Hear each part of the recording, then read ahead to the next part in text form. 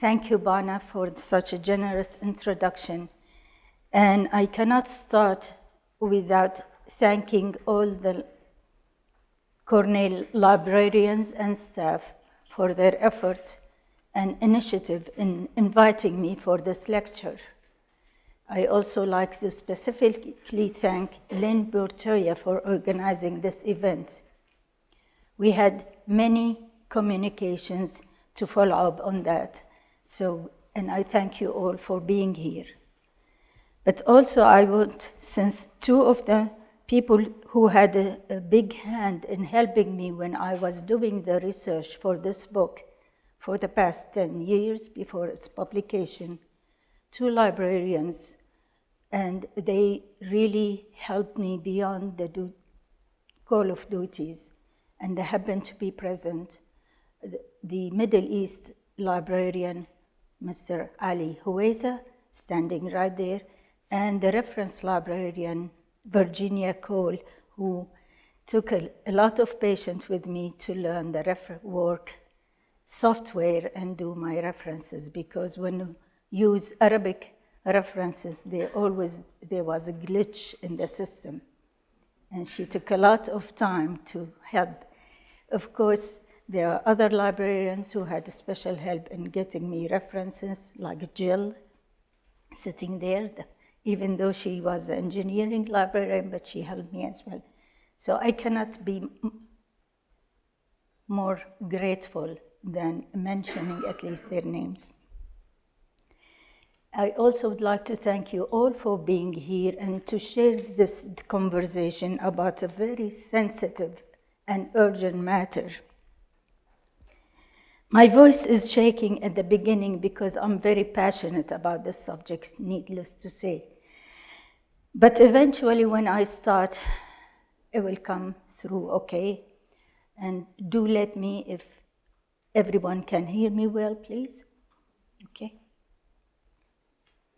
In these times of rising geopolitical chaos, in most Muslim societies, wherein most negative consequences befalling women and girls, the need for a better and deeper understanding of Islam has never been more urgent. The massive use and abuse of the terms Islam and Sharia as the cause or the motive for violence or stereotypes should be the main drive for us to rethink the meaning of these terms. Hence, I'm going to start with the context.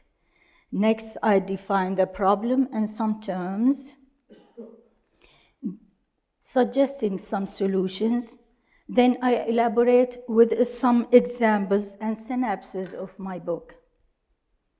I will conclude by asking the question, is there a hope that the Muslim women rereading the Quran and rethinking the Hadith will help? My short answer is that rereading the Quran and rethinking the Hadith will not have immediate positive results, not in the short run.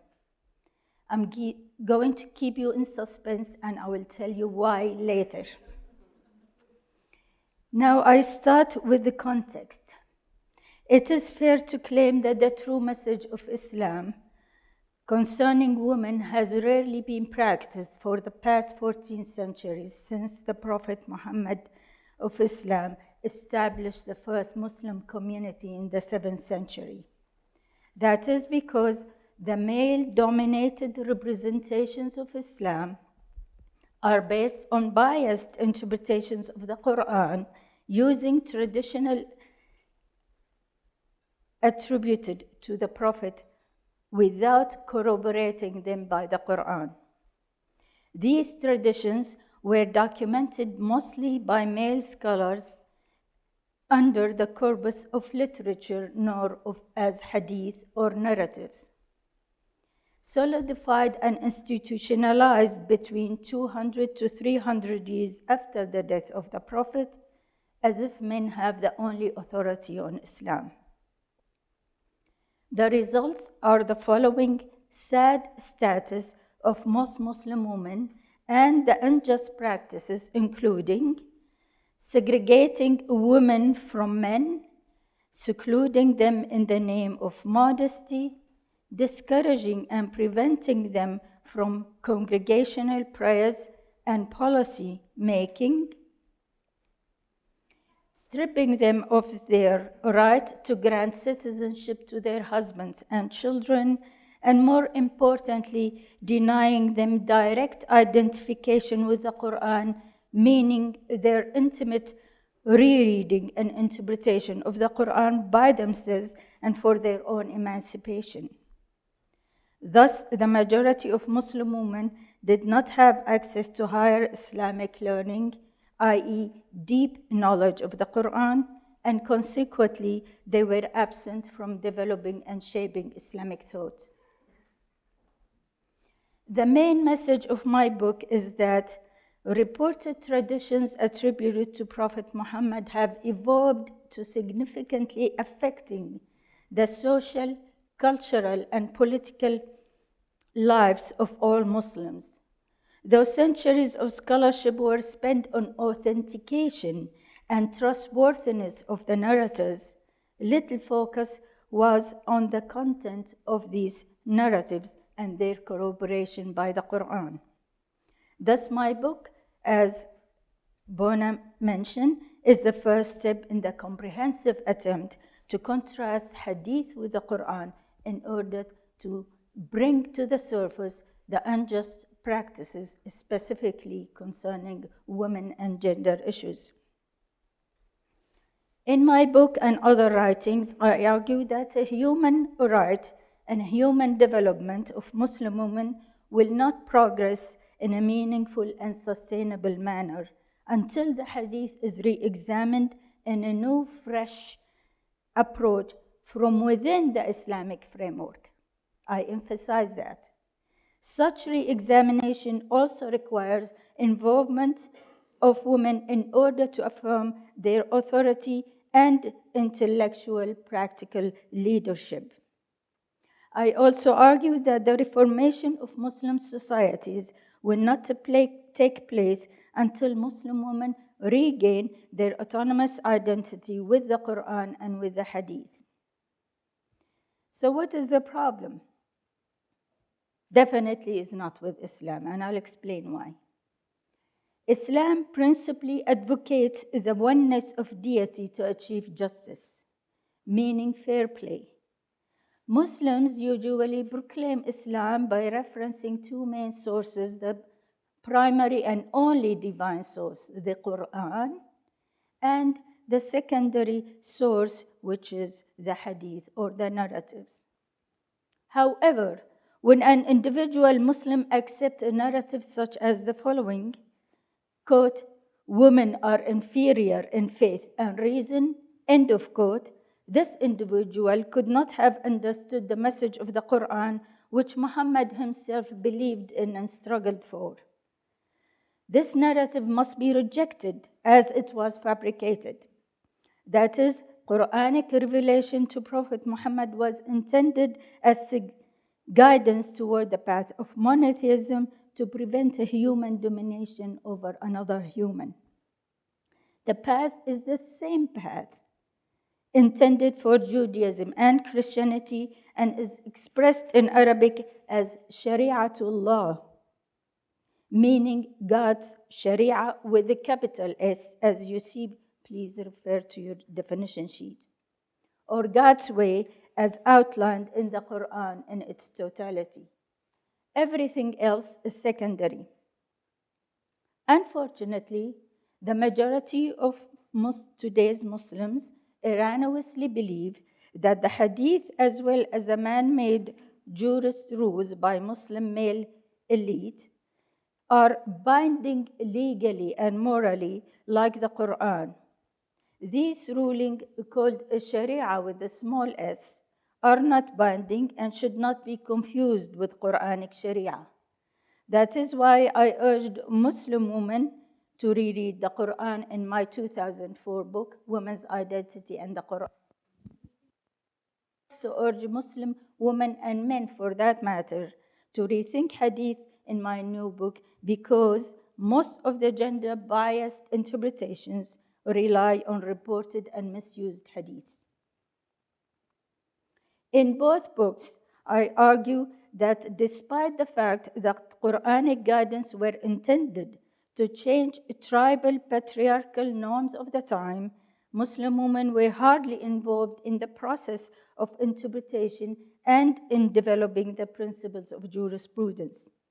Furthermore, even when many were among the narrators of Hadith and are often quoted, women were rarely consulted about the different rules that were derived while using Hadith. As these rules became more rigid with time and the reported traditions were institutionalized and elevated to the level of the Quran, the biased practices were intensified, replacing the Quranic principles. I further argue that Islam is neither a law nor a dogma of rules, rather it is a religio-moral, rational worldview that gives each individual the right and the responsibility to intimately read, understand, and apply the Quran autonomously, free of others' interpretations. Only when the individual consciously accepts the Quranic ethos in its totality as the only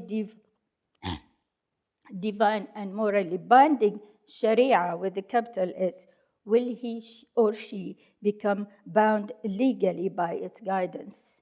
Hence, no one should be or could be coerced into this path, according to chapter 256.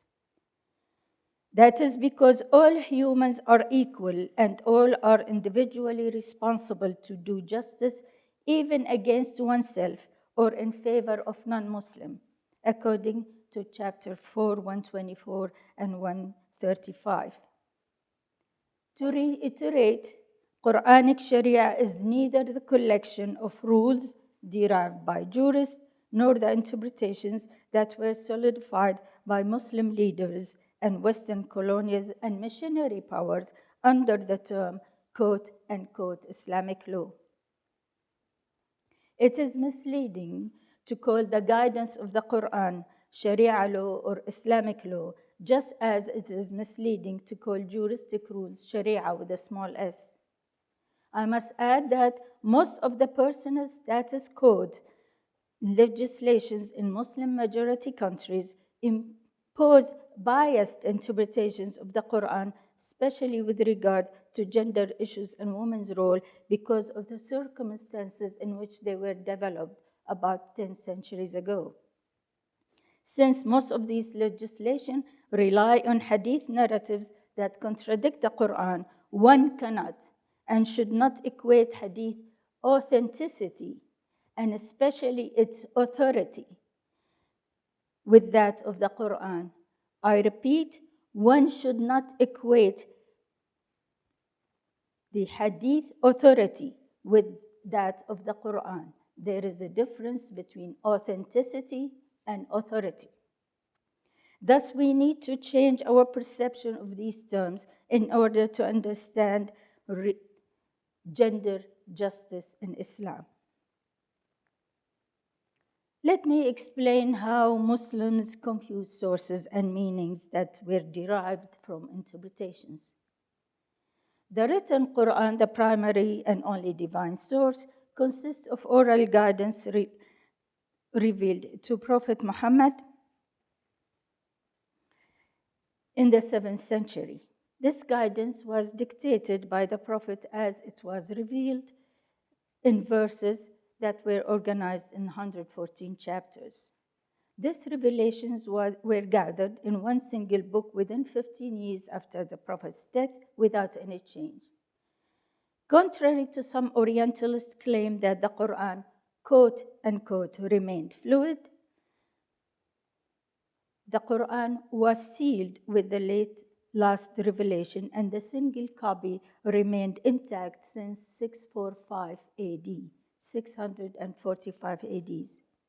However, Muslims and consequently Orientalists confuse Quranic revelation with the reported narratives and misuse these narratives by conflating them with the Quranic dictum, such as the case with woman modesty that I will explain shortly. Historically, Prophet Muhammad developed his own reflections on the Quran in order to apply its guidance. Thus, his words and deeds represent these reflections in the specific time and place while he was living. Several scholars, including Jamal Banna in his well-known 2008 book, state that the Prophet forbade his companions from recording these words and actions in writing, lest they confuse them with the Quranic guidance. However, Muslim male leaders disobeyed the Prophet's order about 60 to 100 years after his death and began systematically gathering reports about what he said and done, mainly to justify political stance. Consequently, Orientalists recorded the conflated Quran and Hadith by male leaders as if only those leaders represent Islam. Fatima Marnisi, in her well-known book, The Veil and the Male Elite, wrote, quote, Hadith emerged as a formidable political weapon, end of quote. I must add further evidence in my book show that as those narratives were documented in written forms and institutionalized, those written reports also became formidable and unquestioned social weapons, especially against women. Hence, the following narrative must be rejected, even if it was recorded in Sahih al-Bukhari, who was to be known of a reasonable, intellectual, and moral integrity. However, the report in that collection must be rejected. Let me quote that narrative. Those who entrust their affairs to a woman will never prosper, end of quote. We must reject this narrative because it's often used to justify exclusion of women from leadership, despite the fact that the narrator was not a trustworthy person. We need to question the authority of such narratives, even when hadith collections were a work of men like al-Bukhari, because such misogynistic narratives certainly contradict the basic and fundamental message of justice in Islam, as clearly stated in the Quran. I could go on with many examples, such as inheritance and witnessing and so on, but I will save it maybe for the question and answer time. The problem that I'm emphasizing here is that the books of hadith not only became the second source of Islam, but they were perceived to be as authoritative as the Quran and are often used instead or before the Quran. Being an educator concerned with the foundations of Arabic and Islamic studies, I'm using this tone of urgency concerning the crisis in understanding Islam and Muslim women because I can fairly suggest that the Prophet would be amazed at the current Muslims' perception and practice of Islam. As an agent of change, the Prophet himself was willing to take a risk by challenging the customary knowledge of the time with the message of justice for all. Yet the majority of today's Muslims are unwilling to abandon the centuries-old representations that are misleading and unjust so that we can replace this representation with an egalitarian intention of Islam as outlined in the totality of the Quran. One might ask, what good would Islamic higher learning, rereading the Quran, and rethinking the Hadith would do for women now? My answer is, a Muslim woman should do all these things because her identity has been mostly shaped by Hadith as invoked mainly by men and perhaps some women who may not have deciphered the difference between authenticity and authority of the Hadith. Specifically in relation to the Quran. As is the case of slavery, for instance. Let me explain. Although the Quran strongly encouraged abolition and eventually prohibited slavery, the existing pre-Islamic norms and practices of sexual enslavement of women at the time affected the general attitude toward women as if they were property of their male household or as second-class citizens. Such attitude continued and was supported by local social norms using narratives that contradict the Quran as well as the actual behavior of the Prophet himself. Consequently, free women were segregated and secluded in the name protecting their chastity or honor or protecting men from temptation. Hadith henceforth has been considered almost as sacred as the Quran, including reports that claim the Prophet did not prohibit taking women and children as spoils of war. The horrible treatment of women and girls during the past few years, unfortunately, as a consequence of that attitude, especially in Syria and Iraq by the fanatic groups, is mainly based and justified by misusing Hadith.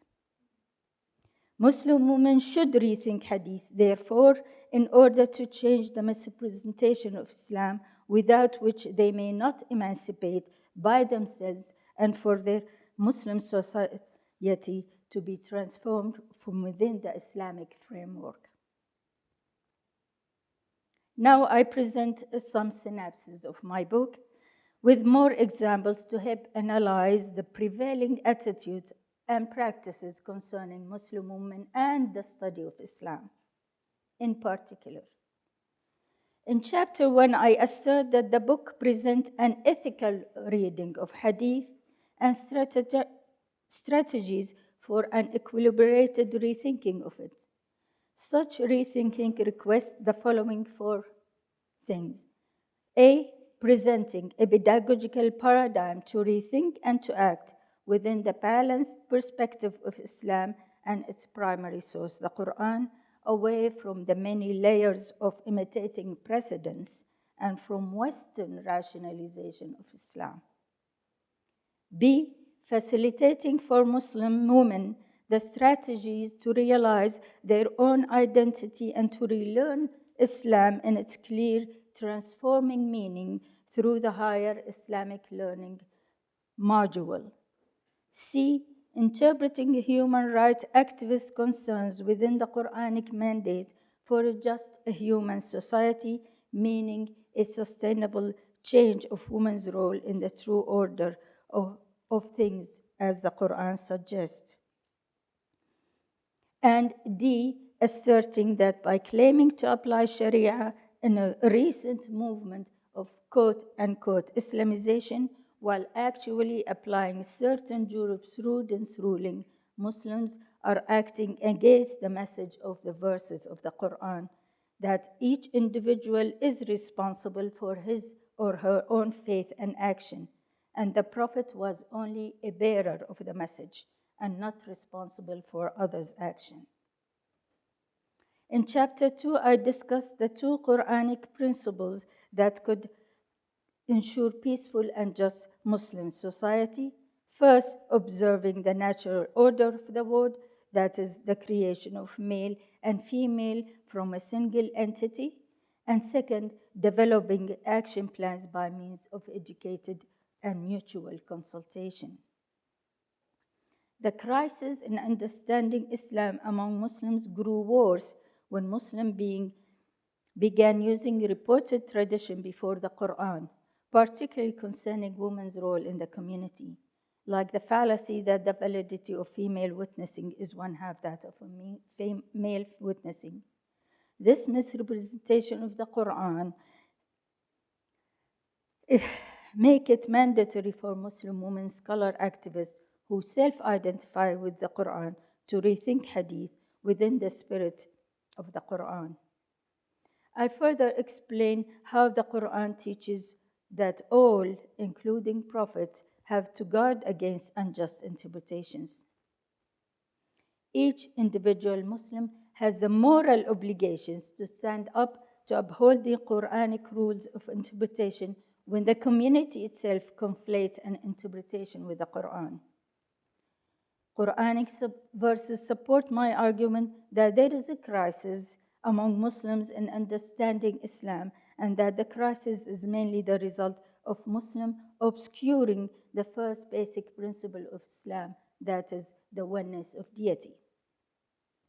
In chapter 3, it became clear that there were several discrepancies between Quranic guidelines and the presently used personal status codes concerning marriage and dissolution of marriage, for example. Such discrepancies in methodological approach is more pronounced currently in the dispute over women's role and presence in the public square, and the unprecedented number of sexual assaults they experienced during their political activism. More problematic is when the conservative Muslim parties who won election mainly via brainwashing the ignorant populace claim those women are bringing assault on themselves by being in the public square. In chapter 4, I synthesize other issues that relate to perception of free women vis-a-vis slave women to further help us contrast these discrepancies to the absence of Muslim women in the decision-making process, beginning in the early formation of the Muslim community to the present. Such connection, I assume, will help us realize the need for women's rereading the Quran and rethinking the Hadith. Yet by analyzing current scholarship on the subject suggesting that the active women are either still living in the ideal past or drifting with the currents of Western media, especially social media.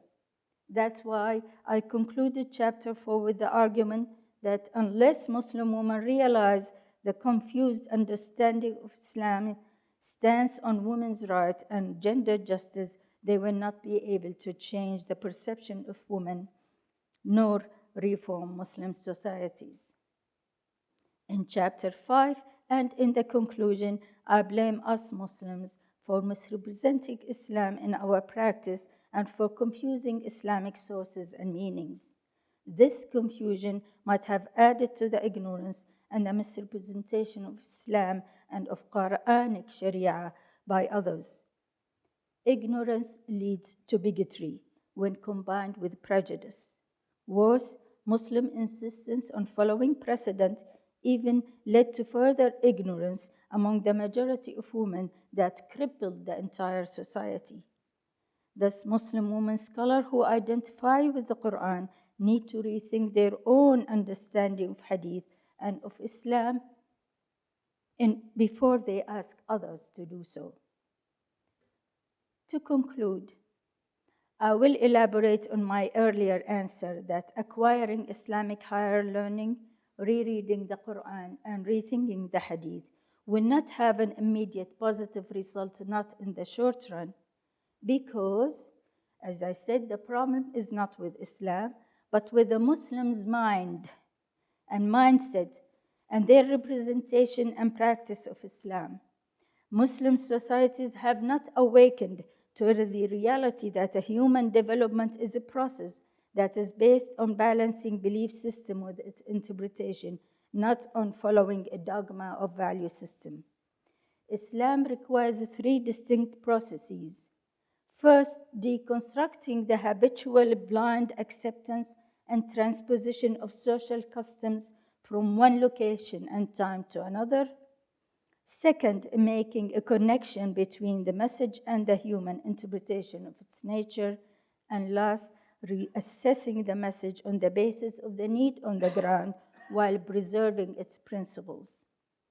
Since most contemporary scholars, Muslim scholars and organizations are not attending to any of these processes, the struggle will be difficult, long, and uncertain, like the confusion over the issue of attire and seclusion.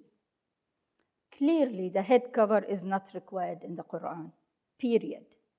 Also, the face cover or niqab is prohibited in Islam as it obscures Muslim women identity. It is very essential to understand the meaning of modesty because the confused meanings limit women's possibilities and result with many confusing policy making, and conflict. That's why I emphasize women Islamic higher learning, not formal education, because formal education is not enough. Unfortunately, non-Muslims who are trying to help do not realize that they are also adding to the problem, because they often separate knowledge from the value system, ending up with further conflict. Hence, it is also fair to state that as long as Islam is studied with the tools of Orientalism, that is, treating Islam as an object of study stamped with an otherness, the West will never be able to understand Islam nor help Muslim women. This is because, in part, the West does not realize that these women are already an integral element in the New West. Hence, only by rereading the Quran and rethinking the Hadith would Muslim women be able to emancipate and help produce change in a Muslim attitude with egalitarian interpretation that will eventually transform their community and the Muslim majority societies. To further elaborate, I wanted to bring home missing fundamental aspect in understanding Muslim women namely her own intimate reading of the Quran, in addition to investigating the authority of the Hadith. This intimate reading has been missing and continue to be missed even by some Muslim female exegesis and leaders, as the example of the first female president of the largest Muslim society in North America, the Islamic Society of North America. When she became a president in 2006, she did not conduct a congregational prayer because she used the excuse that there was no precedent in the Hadith literature. This action of this female president was more perplexing because there were presidents in Hadith, and there is no specific narrative that prevents women from leading men and women in prayer. And even if there was a precedent, or there was a narrative, we should not forget that the Prophet himself was only reflecting and acting in the social context of the time. In other words, most Muslims interpreters changed Islam from being the worldview that gives each individual the moral autonomy and responsibility and authority to understand Quranic guidelines directly in order to practice it fully. They change Islam into an authoritarian dogma that is dominated by few male elites, like what has happened to Christianity and Judaism when they became mostly constrained by mostly the institution or the authority of the church or the synagogue. Therefore, women's participation becomes more urgent because Muslim scholars and populace are becoming more conservative in response to challenges from within and from without, instead of having inner reflections and intrafaith discussions. Finally, let me say it clear and say it loud. There will be no reformation in Muslim societies the world over until Muslims accept the urgent need to realize women's autonomous authority and to rethink the authority of the Hadith, reassessing its role in their daily affairs. That's why I stated that the struggle will be difficult, long, and uncertain, but it must begin and continue somewhere. Hence, I will continue what I started 50 years ago. Thank you for listening, and Assalamu alaikum.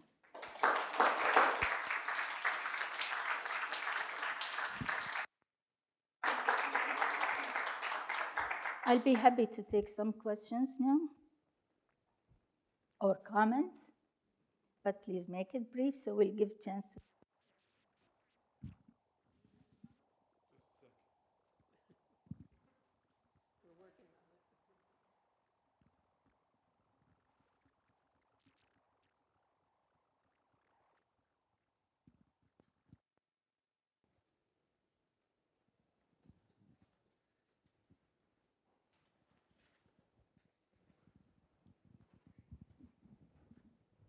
Um, are there are there any examples of Muslim women who are rereading the Quran and rethinking the Hadith that you would like to talk about, or that you that you think are maybe examples for the Muslim community today, or what does this work look like?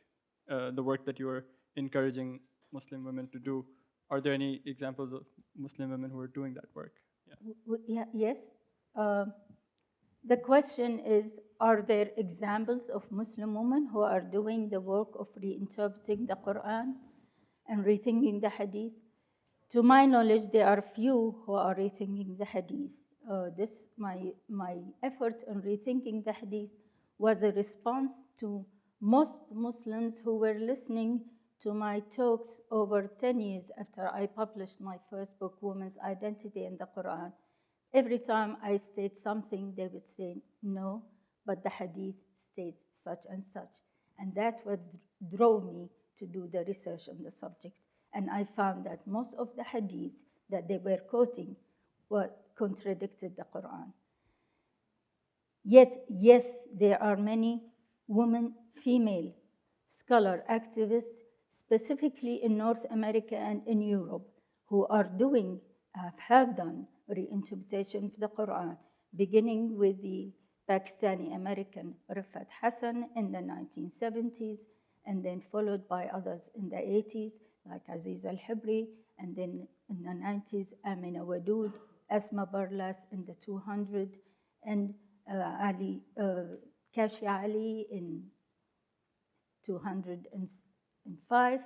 Of course, my book was in 2004, and there are many others that I will not take time to do. Now, to go back to the Quran, there are only named, only the women mentioned in not in a specific names. The only names mentioned is Queen Sheba and the Virgin Mary and the, Moses. Now escape me. There was a third woman, but that's my issue is not to have only example. We need to go to the concept of the Quran. The examples only to help us understand the concept, not to follow these examples blindly. We have our first and foremost responsibility is to reread the Quran ourselves and think about it ourselves in a deeper manner. That's my message. Thank you. Yes. Thank you for this very illuminating talk. I have a question, it's more of a comment, I guess. So in your message is for women to empower themselves and understand this contradiction that they... So speaking from my experience in India, having lots of Muslim friends and speaking with Muslim friends here, I often hear them express helplessness or a sense of outrage, but not having the power to do it. So I'm wondering, wouldn't it also be easier for the men? Shouldn't this change come from the Muslim clergy and the clerics and the men? It would be taken more seriously because it just seems like it's very daunting. Of course, women must fight this, but how? If you go into the heart of the Muslim world, how? I'm just wondering what would happen? Yeah. Okay, if I may repeat the question, if I'm encouraging women to empower themselves, basically, and rethink, reread the Quran, and so on, and having the hopelessness, I don't know whom you were speaking to, mainly men or women or both. I do agree, yes, there is a hopelessness because they're still going around the bush, as they say.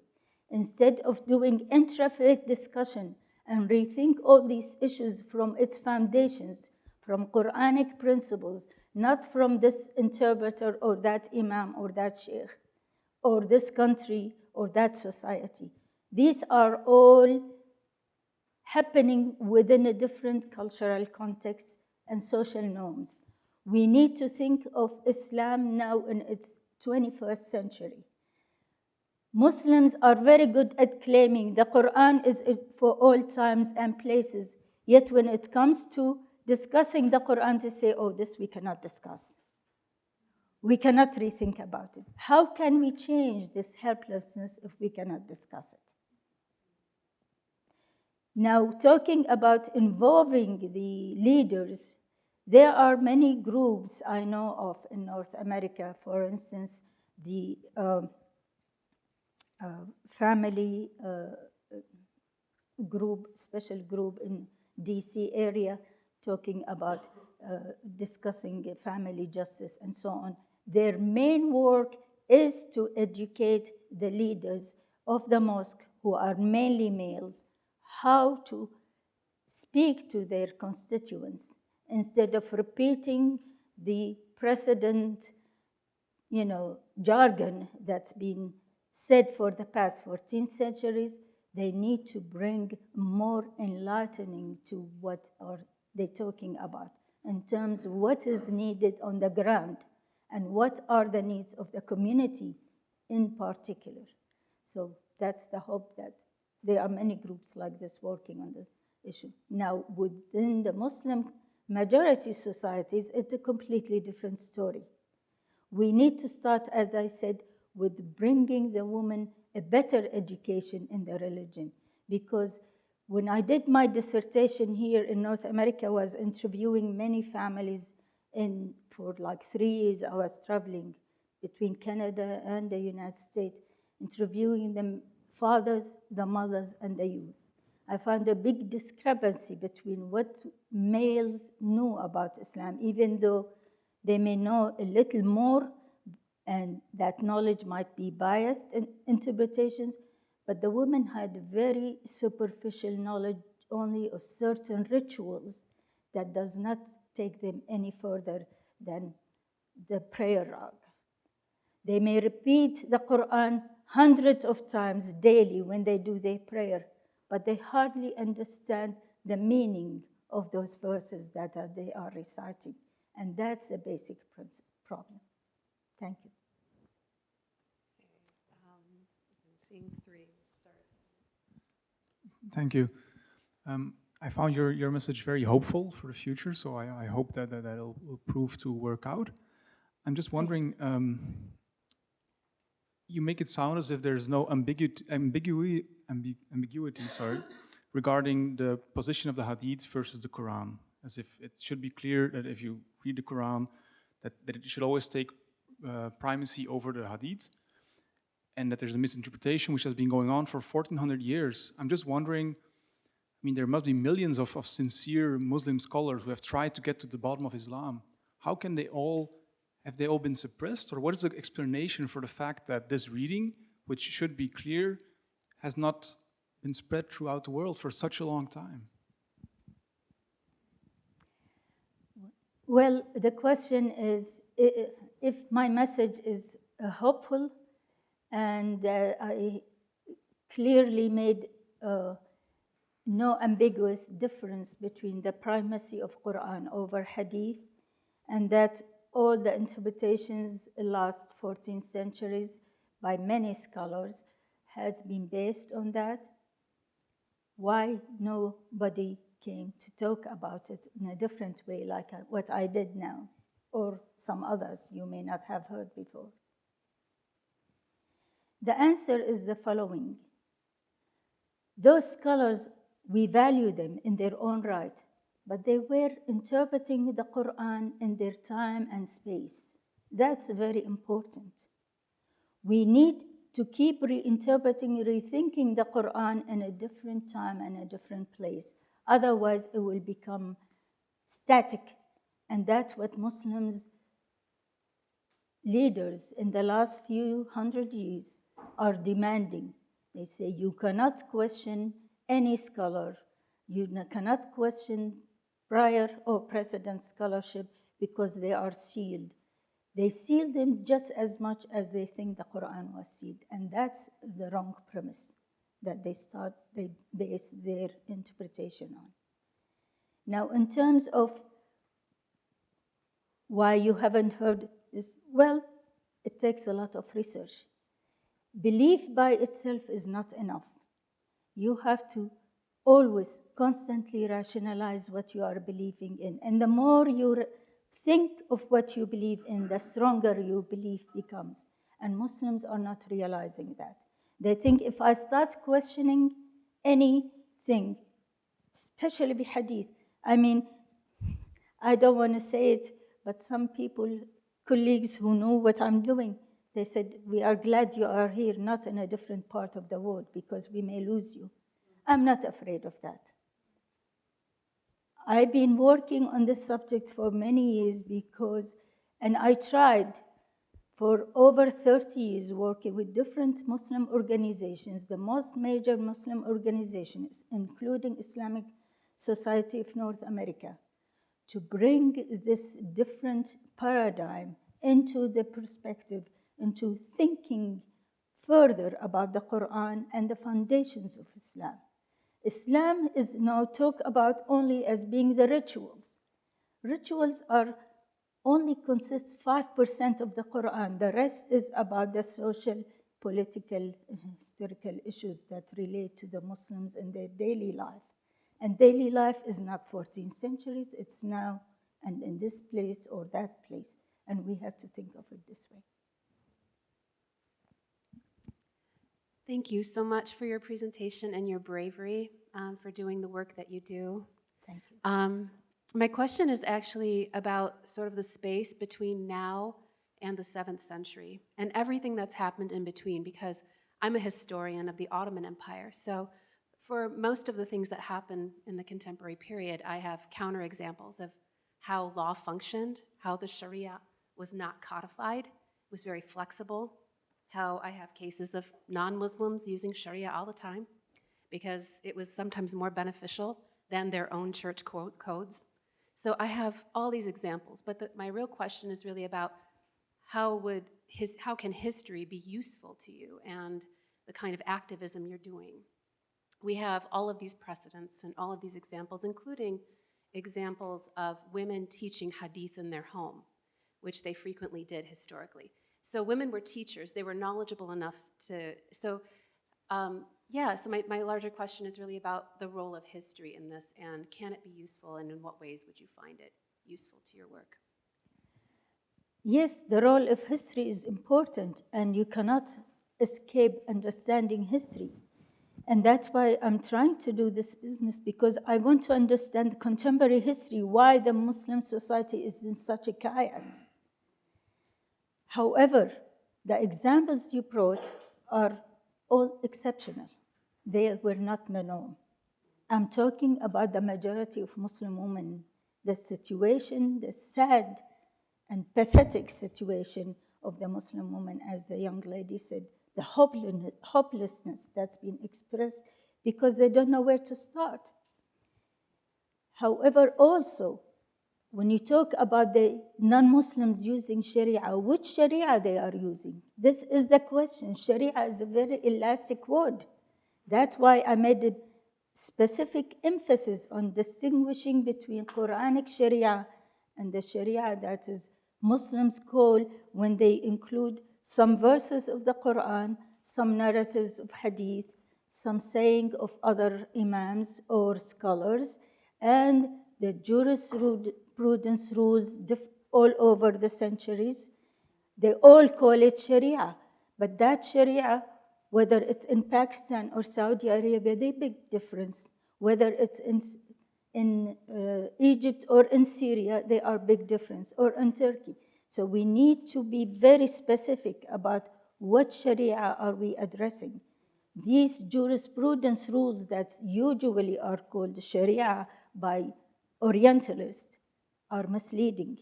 It is not Sharia. Only what the Quran legislates, what the Quranic guidance states, is the Sharia that Muslims need to follow and build on it, rebuild on it, rethink of it, and continue to rebuild a new interpretation. That's what I'm hoping to do. And I learned from history because for years I was, defending what used to be known Sharia against non-Muslims who were making, prejudice comment or stereotype comments about women's attire, women's oppressing, women oppressed, and so on and so forth. Yes, generally the majority of women are oppressed, but why? What is the foundation? Where this came from? Did it come from Islam? No. It came from the Muslims themselves, and we need to always distinguish between Islam as the ideal and Muslims' understanding and interpretations of Islam. And what we see is Muslims' practice. But does that represent Islam? Not always. Often does not. Okay. Yeah, thank you for your talk and for your book. I have a question regarding the Hadith. What do you see as their role going forward? Because you argue that they came up as a political tool. So what function do you hope that the Hadith will serve? Do they have a function to serve going, in the future?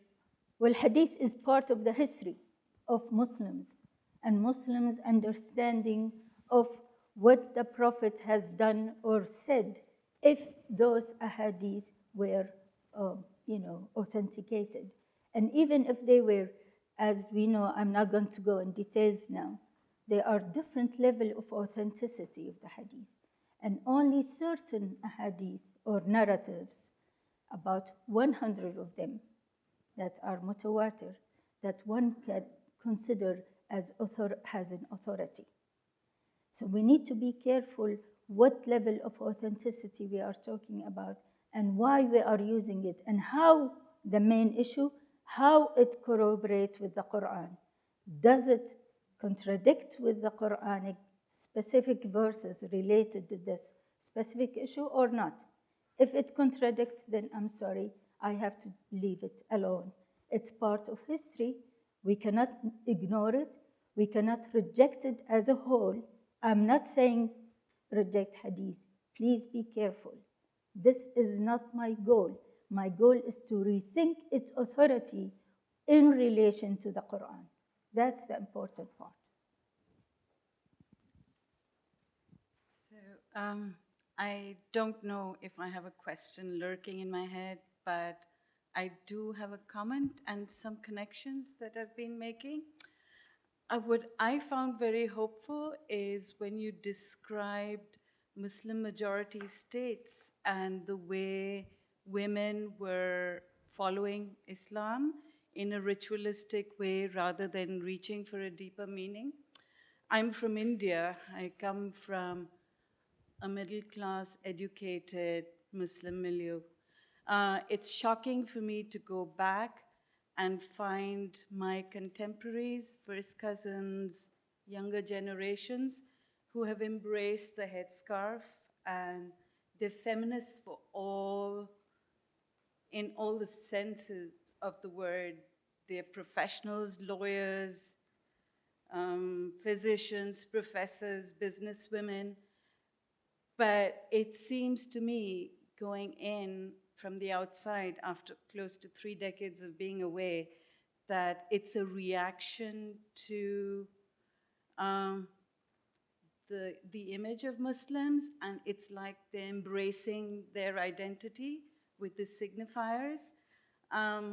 That's one phenomenon I've noticed, and yet these women are really powerful. They're minority religion, and in a secular society, they have a place.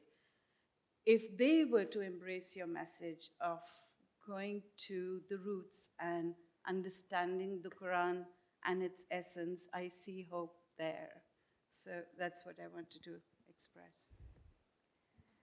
Well, thank you. Maybe we will end on this note of hope. But just a short comment. I agree with you that this trend of re-embracing certain symbolic appearance is maybe a reaction, but it could be also out of a true belief that this is what Islam requires of them. And that's their choice. I'm not saying to everyone, go take your scarf off, because that's not my purpose. I will be doing disservice to all what I'm doing, my research, if I say that. It is important why I'm emphasizing this, because the headscarf, unfortunately, has been misused and misused and misused by both Muslims and non-Muslims, and it become the whole issue of any time you talk about Muslim women, they only come to the headscarf. I remember not too long ago even, I was giving a talk about related to my book, and the flyer that came, they sent me a draft of the flyer. They had a woman with the face cover on it. I said, for heaven's sake, let's grow out of this image of the Muslim woman.